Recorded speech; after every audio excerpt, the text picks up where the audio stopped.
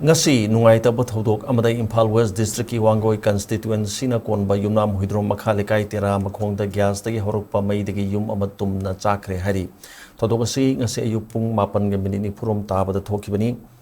yum adu una mathak maka sabana ayama sarup main Tumna Chakkhre Manipur Fire Service laklabasu kanma ngamhogdre hari maina Chakkhre yum adugi mapu huidrom bisesona phongdorokpagi matungina ngasi asi angang singi insang pizagi haiduna mahakna gas ki stop ta mai thagat pada khanghoduna mai kai kya dagi mai haurakibani loinana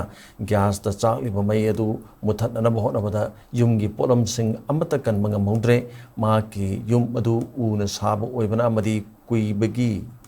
u sing adu malakpana yamna thuna mai na waiki hari mai adu kan khibana maram oraga kannamagi upai lekide yum aduda leijaba sana lupa amadi atei polam sing maina Tumna Chakkhre mahaki low hannana bagidamagta thamba lupa lakh manga gi sanpham su yaukhre haina phongdorakhi gas stop to aida mai thagapaga dum karom deno khangdre akhoi mai je ek seke to baga dum side animak tagi dum mai horoga thokiba thodong ne manak sida akhoi yam lamna da bida tawjabani na isona kanda gas cylinder laibo ko mai ek salakboga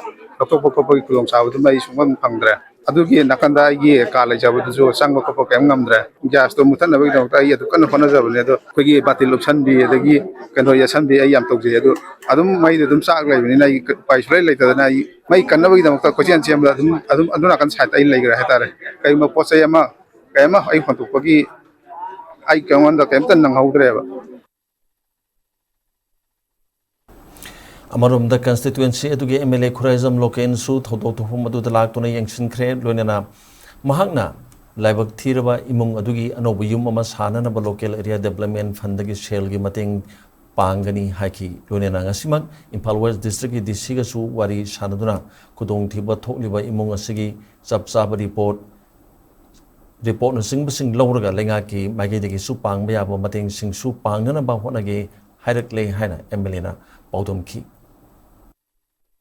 Amnungai tawa thogong nei khoi yang si thogok thoije hojik cylinder pokhai bidagi khoi yumgi si anam manam da kanbang ong de khoi fire brigade chu mai lambi ji pikpani na yam thuna yoksal pongam da bidagi madugi nuai tawa chu ai hawe dc gi government ni side tagi mai tawam thokpa adudi police ki report ngor lawraga dum maram jana dum mai tawra ge thuna tawnu hona ge nei khoi dc ji wari sare aduga aina chu ai gi side tagi haiba tare meli fan dagi ai angam bal level le khoi yum ji sana bagi ai mateng pangse ge